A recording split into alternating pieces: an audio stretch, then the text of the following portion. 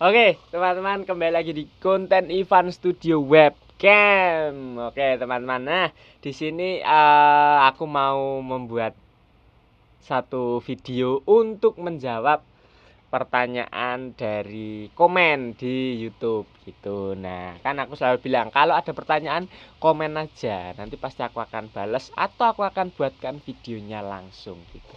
Nah, kemarin itu ada yang komen, teman-teman. Intinya adalah tentang bagaimana sih caranya memixing bass gitu kan. Kemarin tuh komennya mixing bass biar empuk seperti Denny Caknan gitu. Pakai kasih contohnya itu pakai VST Ample Bass. Nah, di sini aku nanti mau kasih tunjuk caranya. Berarti kan ini spesifik ya teman-teman, spesifik mixing bass untuk dangdut gitu, untuk genre dangdut.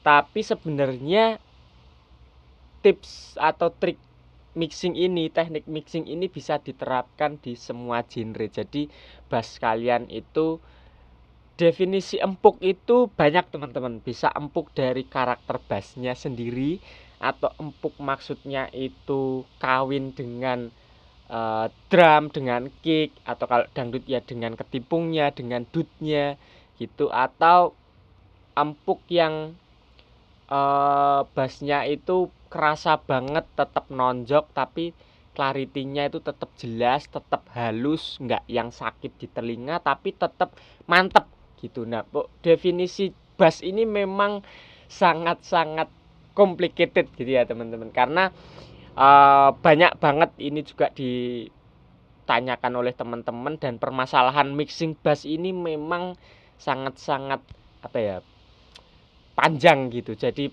tidak semudah itu untuk dipecahkan. Nah, tapi di video kali ini aku mau menjelaskan sesimpel mungkin, sesingkat mungkin kalau bisa, biar nggak terlalu rumit untuk teman-teman pelajari gitu. Nah, langsung aja kita ke projectnya teman-teman. Nah, di sini aku sudah ada satu project dangdut teman-teman, full dangdut, pop dangdut gitu. Ini kebetulan adalah lagu ciptaan klien sendiri, bukan cover gitu ya.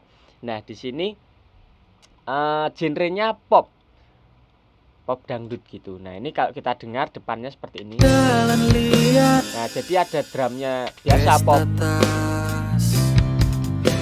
Aku balik kanan, mergo aku wis sayang, ngerti kowe roliane. Nah, ini lagunya punyanya Mas Taufik. Izin ya Mas Taufik untuk aku pakai untuk sampel buat tutor ke teman-teman gitu. Nah, kemudian di bagian masuk dangdutnya itu ini teman-teman.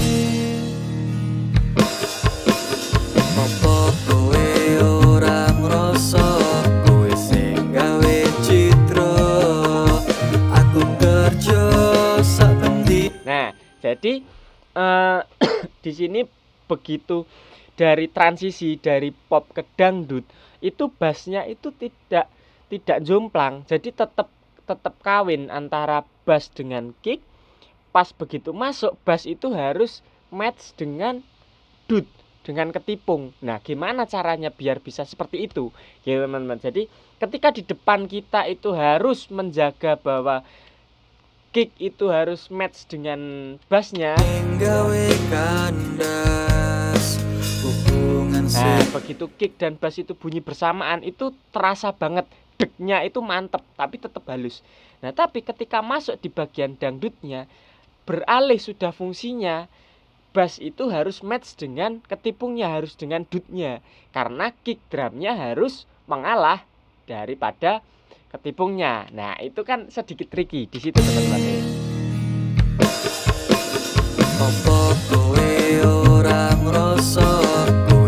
Nah, oke, biar lebih fokus, kita fokus ke drum, ketipung, dan bassnya. Di sini aku sudah bikin satu master dangdut.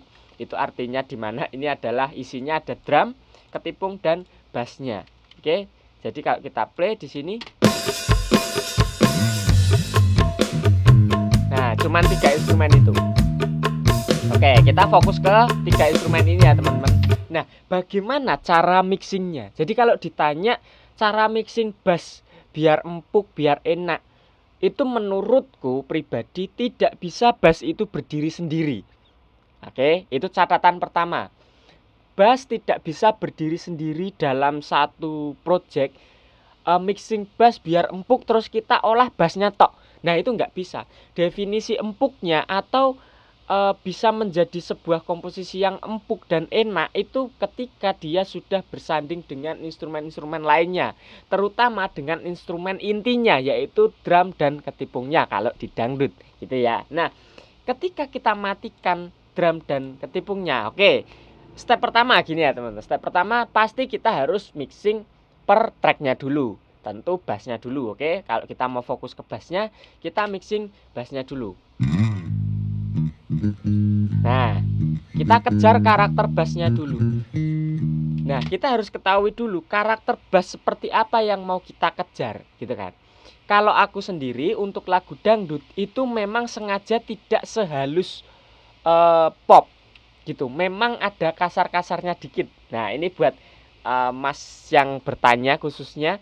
Di sini ketika aku solo bassnya itu justru tidak yang sehalus atau sebersih itu bassnya, karena karakter bass dangdut pada aslinya dia bermainnya dengan pick, Mas. Jadi nggak mungkin akan suaranya itu sehalus kalau tanpa pick dengan fingering atau biasa di lagu-lagu pop gitu, tidak akan sebersih itu. Justru kita kejar karakter asli bassnya dulu, itu permainannya seperti apa. Nah, kalau kita dengar itu karakternya seperti ini. Nah, pakai headset coba ya biar jelas.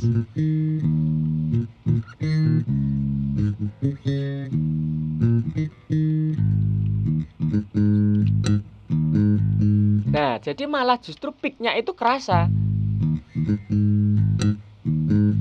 Nah, itu justru karakter bass pada permainan genre dangdut itu seperti itu. Nah, ketika kita buka di sini sebenarnya tidak terlalu ribet, tidak ada plugin apapun. Di sini kita buka di EQ. Nah, di sini EQ-nya itu seperti ini, teman-teman. Nah, di sini ada terjadi boost sedikit di frekuensi 2000-an. Boost ini untuk apa? Nah, ini untuk menonjolkan suara peak-nya, suara kasarnya, tapi sedikit aja. Kalau ini kita boost ekstrim, maka akan lebih kelihatan. Nah, lebih kasar lagi gitu kan. Nah, tapi biar tidak terlalu kasar, kita ngebusnya ya jangan terlalu ekstrim, 1-2 dB aja. Nah, jadi tetap suara peaknya, suara karakter bass dangdutnya itu kerasa dulu. Kalau kita hilangkan, nah ini akan sangat-sangat tidak bernyawa bassnya. Terlalu lembut, terlalu bulat. Nah, itu bahasanya terlalu bulat. Malah jangan kayak gitu. Kalau aku menyarankan kayak gitu, mending kita boost sedikit 1-2 dB. Nah, kemudian EQ yang kedua adalah di frekuensi 80-100. Bebas, terserah mau di part mana, 80-100. Nah, di sini kebetulan aku ada di frekuensi 90-an di sini ya, 90-an. Kalau kita boost ini suaranya seperti ini. Jadi yang ngung. Nah, itu. Nah, kita cut sedikit. Sama. 1-2 dB aja. Atau 1-3 dB lah. Nah, ini yang ini hanya untuk frekuensi subnya itu biar kita tidak terlalu ekstrim aja. Ini tidak terlalu ngaruh. Nah, kecuali teman-teman pakai speaker sub yang bener-bener low-nya itu kerasa, ini untuk menjaga itu aja. Nah, ini tidak terlalu berpengaruh. Yang berpengaruh adalah dua ini. Ini dan ini. Ini di 90 Hz, ini di 2000 Hz, gitu ya. Nah, kemudian di sini aku pasang Pro Key, ada EQ lagi. Untuk apa? Nah, di sini untuk mengatur dinamiknya. Tadi di mana tadi yang frekuensi 2000-an tadi atau di mid high-nya itu aku boost. Di sini untuk ngontrol. Jadi ketika terlalu besar high-nya atau mid high-nya, kasarnya, dia akan mereduksi. Nah, dia akan mereduksi. Ketika dia tidak terlalu ekstrim, maka dia tidak bekerja. Nah, begitu dengtat gitu, nah dia baru bekerja. Nah, ketika frekuensinya masih aman, permainannya tidak over, dia tidak bekerja. Nah, ini adalah fungsinya dari dynamic EQ. Jadi EQ yang kita boost tadi, kita pakaiin dynamic di sini, biar ketika ada permainan yang terlalu kasar, dia bisa direduksi. Nah, itu kuncinya biar permainannya itu tetap halus. Kalau tadi masnya tanya biar empuk, biar enak, biar match gimana, ini dynamic EQ ini yang ketika kita boost maka ada pengkontrolnya. Jadi ada yang mengkontrol biar itu tidak terlalu ekstrim ngebusnya tadi, dia tetap ada penjaganya di sini, dia tidak akan over. Nah, inilah yang membuat permainan bassnya itu tetap empuk, tidak terlalu kasar. Begitu juga di beberapa titik, cari aja frekuensi yang sekiranya mengganggu. Nah, ini kan di midnya. Nah, kita bisa reduksi juga di sini. Sorry, nah yang ini. Nah, ini juga untuk 90-nya tadi ya, kita masih bisa dynamic lagi. Nah, kalau ada yang terlalu over ngung gitu, dia akan kereduksi. Nah, ini udah EQ-nya cuma 2 itu. Yang satu untuk ngeboost ataupun untuk nge-cut sedikit. Nah, yang satu untuk dynamic EQ. Nah, itu step pertama adalah EQ. EQ yang pertama itu untuk membuat karakter. Kita untuk ngejar karakter bassnya itu seperti apa. Kalau dangdut ya di sini kita harus perlu up sedikit untuk ngejar suara peaknya. Kemudian di sini nanti, nah ini kenapa ada cekungan di sini? Ini ada tujuannya teman-teman. Nanti. Nah, kemudian EQ yang kedua adalah untuk dynamic EQ supaya tidak ada lonjakan frekuensi gitu ya. Maka kita jaga dengan dynamic EQ. Oke, di situ. Nah, yang kemudian plugin yang kedua adalah kompresor. Nah, kompresor di sini tugasnya sebenarnya sama seperti dynamic EQ tadi, cuman di sini secara keseluruhan frekuensi. Jadi secara keseluruhan permainan dinamiknya dijaga biar tidak ada yang tiba-tiba keras, tiba-tiba kecil gitu. Jadi rata semua. Nah, tentang kompresor sudah banyak banget aku jelaskan teman-teman, jadi aku tidak akan menjelaskan terlalu detail. Intinya adalah kompresor itu tugasnya hanya untuk menjaga dinamik supaya tidak ada perbedaan atau range yang terlalu tinggi, tiba-tiba kecil, tiba-tiba keras gitu, tetap rata. Nah, thresholdnya kita sesuaikan aja. Nah, supaya dia bergeraknya juga dinamis sesuai dengan ketukan. Nah, itu udah enak banget untuk kompresor gitu ya. Gitu. Nah, cuman 2 itu. Berarti bassnya sudah dapat nih untuk sound bassnya dengan EQ, kemudian dynamic EQ, kemudian kompresor. Nah, kita udah dapat soundnya seperti ini.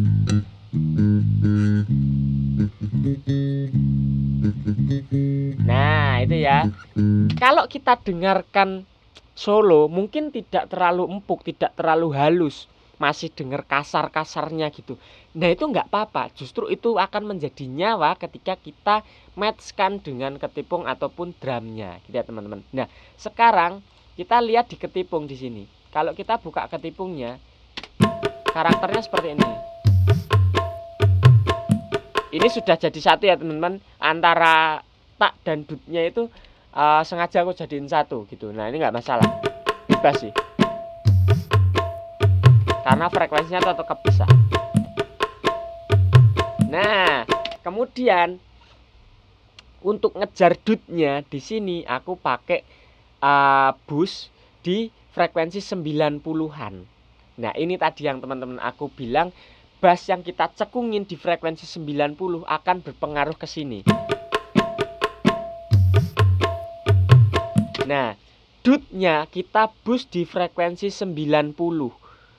Jadi ada lonjakan di dut frekuensi 90. Sedangkan di bassnya itu ada cekungan di frekuensi 90.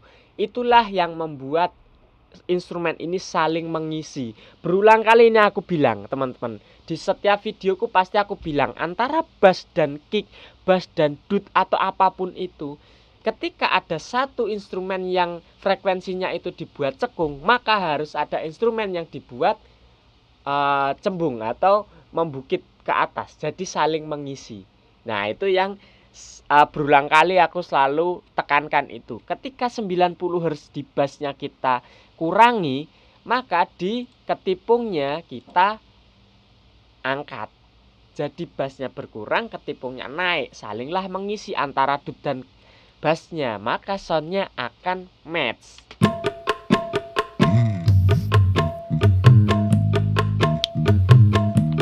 Sesimpel itu, teman-teman. Bass yang tadi masih terdengar Oke. Bass yang tadi masih terdengar kasar, di sini sudah nggak terlalu kelihatan lagi, sudah match dengan ketipungnya, jadi empuk.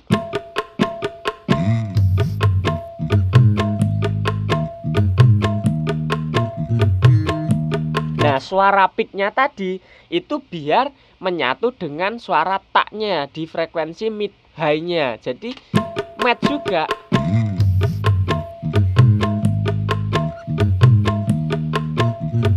Nah, itu ya teman-teman. Nanti lebih detail untuk mixing ketipung itu seperti apa, kalian komen aja kalau kalian minat. Gimana caranya mixing ketipung biar semantep ini ya teman-teman. Nah, nanti aku akan bikin videonya khusus, teman-teman.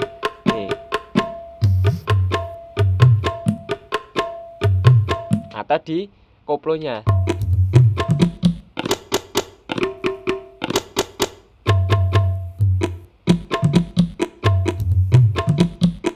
Nah, itu nanti aku bikinkan videonya khusus. Kalau teman-teman minat, silahkan komen aja gitu. Nah, di sini kita fokus ke bassnya dulu. Ini udah enak banget.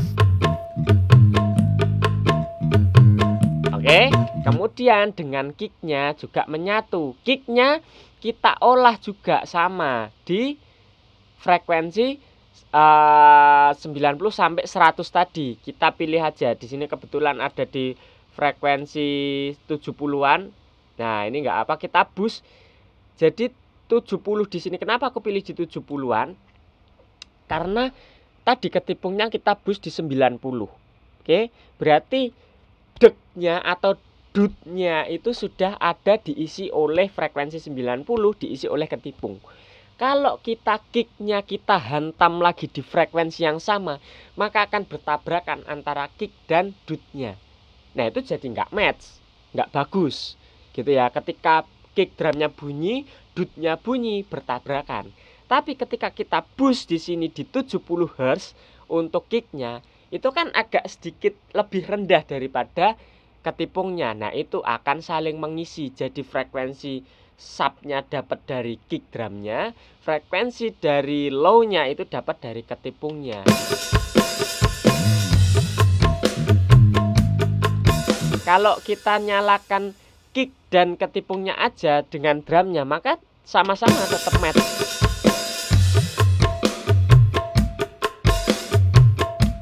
Kicknya tetap kedengeran kan, teman-teman tetap mendengar kick, tetap mendengar dutnya dengan jelas.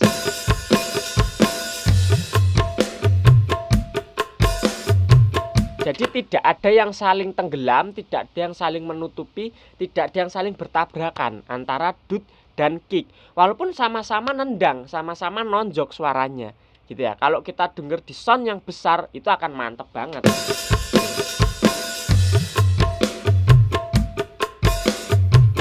Nah, ketika kita gabung dengan bassnya, jadilah sudah.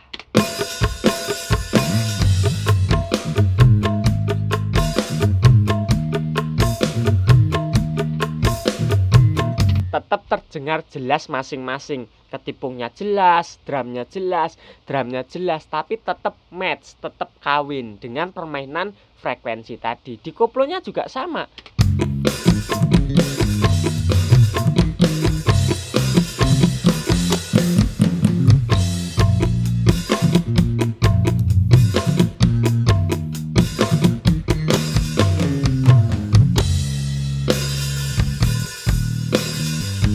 masuk pop, tetap match juga antara kick dengan bassnya.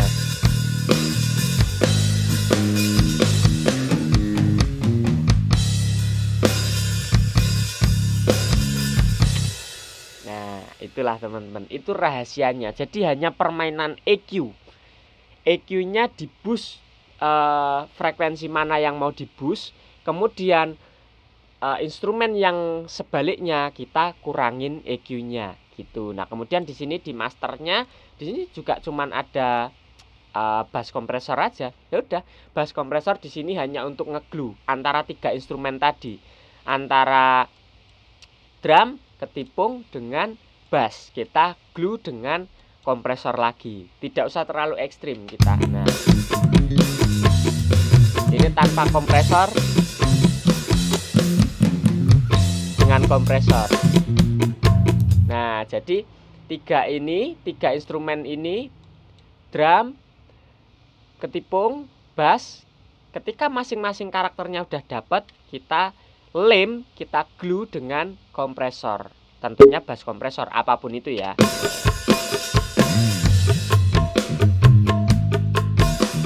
Nah, ini udah terdengar sangat match sekali.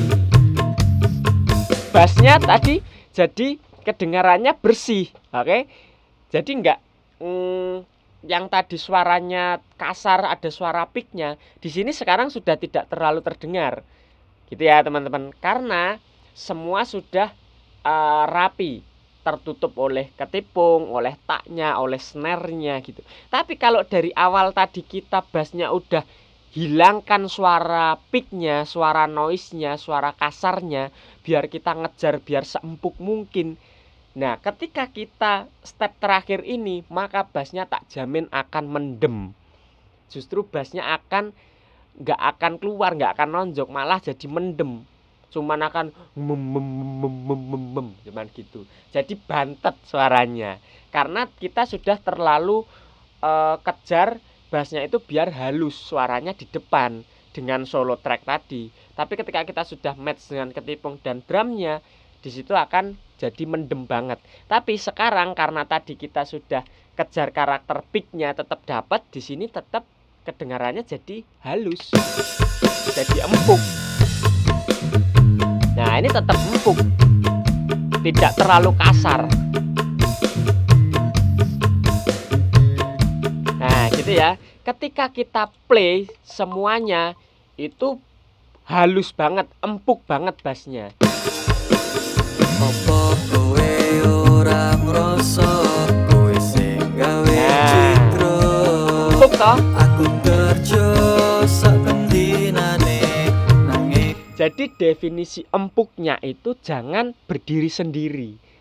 Yang namanya mixing selalu berkaitan dengan instrumen-instrumen yang lainnya. Ketika tadi kita dengarkan solo bassnya itu, wah ini nggak empuk, kayak gini nih nggak empuk. Mungkin kalian akan bertanya-tanya seperti itu. Nah, ini nggak empuk, masih ada suara fretnya, suara picknya. Nah, masih kasar, ini nggak empuk. Lah itu nggak masalah. Tapi ketika kita sudah solo dengan 3 instrumen ini, ternyata beda lagi.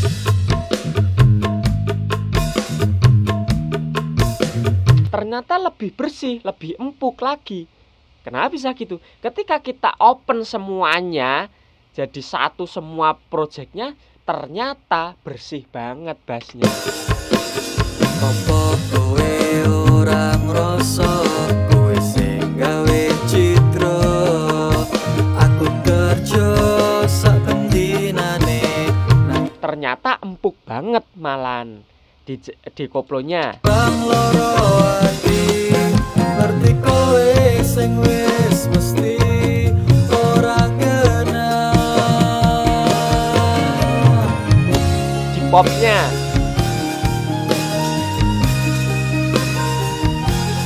ternyata empuk banget, enak banget, empuk tapi tetap nendang, tetap deg, tetap mantep, tetap gler.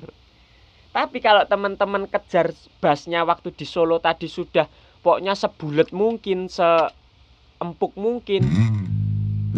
Nah, nggak seperti ini. Nah, itu nanti ketika di play secara bersamaan, bassnya malah jadi mendem, malah jadi bantet, hilang, nggak ada karakternya. Nah gitu teman-teman. Jadi hati-hati mixing, jangan terbiasa solo track. Kita harus mendengarkan secara keseluruhan, terutama khususnya dengan instrumen-instrumen yang memang itu sepasang-sepasang. Contoh ya kayak bass dengan drum, bass dengan ketipung, atau dengan ketiganya sekaligus. Itu kan instrumen-instrumen yang memang tidak terpisahkan gitu ya. Jadi tidak harus keseluruhan semua track dulu, nggak usah. Khususnya di instrumen yang memang itu match dulu aja gitu. Misalkan piano ya dengan pad gitu kan. Ini misalkan piano, pasangannya dengan padnya ini. Nah, mixingnya ya jangan piano sendiri, pad sendiri, jangan gitu. Tapi buka aja langsung dua-duanya. Nah gitu. Jadi mixing itu jangan sendiri-sendiri. Namanya juga mix, mencampur. Kalau kita solo terus solo, begitu kita buka semuanya hancur, tidak termix akhirnya gitu ya teman-teman. Jadi solo itu hanya untuk detailnya aja. Oh ini suara detailnya seperti ini. Udah kekejar belum? Udah dapat belum karakter detailnya gitu ya. Baru nanti kalau sudah harus dibuka secara keseluruhan gitu. Itu tips dari aku. Mixing jangan terlalu banyak mensolo track, tapi open lah beberapa track yang memang itu menjadi match instrumennya.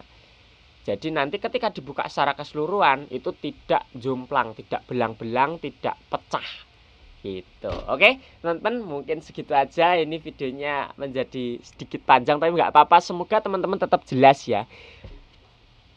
Kalau ada pertanyaan silahkan komen-komen, pasti aku akan balas, pasti aku akan jawab. Terus dukung channel ini teman-teman supaya terus berkembang dan bisa memberikan edukasi tentang musik, aransemen, audio, mixing, mastering, semuanya ada di sini. Oke teman-teman, sampai jumpa di next video. Jangan lupa untuk terus berkarya aja dulu. Salam audio. Bye bye teman-teman.